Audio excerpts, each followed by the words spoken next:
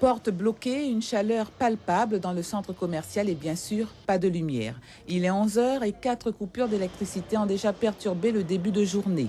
Les commerces de ce centre fonctionnent au ralenti. La récurrence et la durée des coupures plongent les professionnels dans l'inconfort et l'inquiétude. La répercussion, c'est quand même sur la délivrance de nos ordonnances, puisqu'aujourd'hui, en fait, nous fonctionnons uniquement sur système informatique. Donc, dès qu'il y a coupure d'électricité, notre système résiste 1 heure. Au-dessus d'1 heure, c'est terminé, tout se coupe. Et là, je suis dans l'impossibilité totale de délivrer quoi que ce soit, puisque à l'heure d'aujourd'hui, nous n'avons même plus de vignette. Donc le prix du médicament, le prix du médicament, nous l'avons uniquement à l'ordinateur. On ne sait jamais comment ils relancent l'électricité. Donc moi, par sécurité, à chaque fois, je coupe le disjoncteur.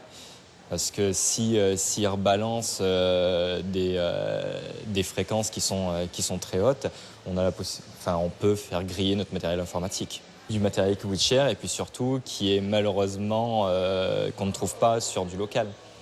Vous sentez chez les clients de la frustration ?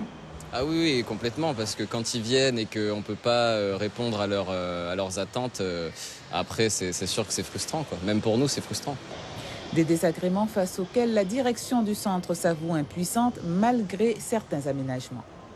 On a mis en place un système de secours depuis le début qui permet de secourir les boutiques, les éléments les plus importants pour la sécurité, qui sont les éléments de contrôle, le système d'incendie, le système, la pharmacie, les banques, les caméras. Donc tout ça est secouru, de façon 24 heures sur 24. Le groupe électrogène, sans cela, pas d'activité possible en cas de coupure dans les stations-service. C'est le cas de cette station qui a passé la matinée à refuser les clients. J'ai 2 stations-service, j'en ai une qui est équipée d'un groupe électrogène, donc je ne suis pas trop impacté.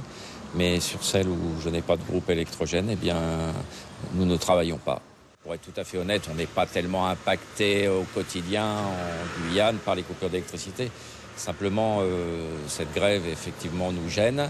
Et les gens qui s'occupent de la maintenance des groupes ne sont pas disponibles. Et sur la station de Balisier, ma deuxième station, je n'ai pas d'électricité. Mon groupe étant en panne, eh bien, je n'arrive pas à le faire réparer. Des coupures aux conséquences certaines et multiples. Et l'activité en baisse laisse entrevoir une fin de mois difficile.